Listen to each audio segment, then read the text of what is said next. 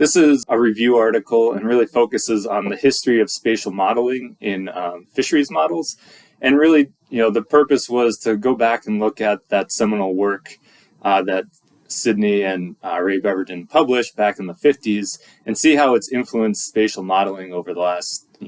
50 years or so. And some of the interesting results we saw when we did, kind of an in-depth literature review is that of the, I think more than 1,800 citations that the book has had, over 100 of them have been for modeling that associated with spatial dynamics of some sort, whether it's tagging models, spatial stock assessments, spatial temporal models, all of those different things, a wide array of different modeling approaches that have to do with spatial dynamics, which was really revolutionary when you think of when the book was published back in the 1950s. In terms of some of the main findings we had is really, what our goal was to highlight how current spatial models, which have really become popular in the last, 10, 15 years, and really in the last 5 years, I'd say, how they can be traced back to some of the seminal work that Sidney and Ray Beverton did back in the 50s, and really to determine what is the basis of these models and, how do modern models relate to those original kind of basic models that they had developed. So ultimately what we found is that, you can really trace back all of these different current modeling approaches, whether they're really high resolution spatial temporal models or more basic kind of box transfer models where you have fish that, bulk transfer between areas. Really what we found is that they all can be traced back to Beverton and Holt. The downside of that is that it's not always recognized where these modeling approaches, where they have their basis in and what those assumptions are. And so really our conclusions was kind of that everyone that, starts to apply these spatial models, they really need to think about,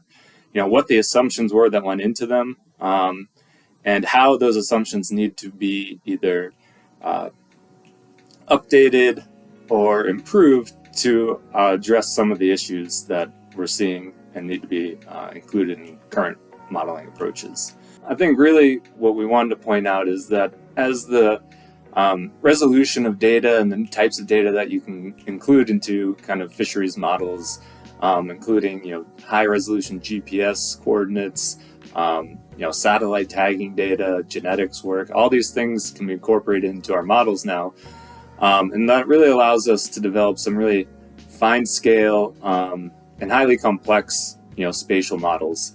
And so this is, a great step, and I think it's really important that we do our best to try to model these spatial processes. But as we develop more complex models, I think it's even more important to kind of look back at, how these models were developed over time and what assumptions they're based on. And really, I'd like to kind of conclude with a quote that we included in the paper from Brian Rothschild, which was from actually an ICES journal, Food for Thought article. And it's a really nice quote about, the development of fisheries models and modeling in general. And it, basically said that coherent development of knowledge requires understanding of its provenance. And I really think that's kind of what we wanted to emphasize with our paper is that, in order to develop appropriate spatial models that account for all of the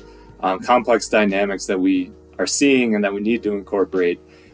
we really need to go back to Beverton and Holt on the dynamics of exploited fish populations and understand how these diffusion and also advection diffusion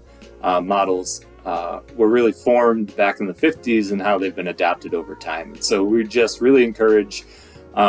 anyone that's going to go out and develop spatial models to take the time to go back and check out the literature, check out the history of these models, and just make sure their assumptions are appropriate and adapt them as they need to.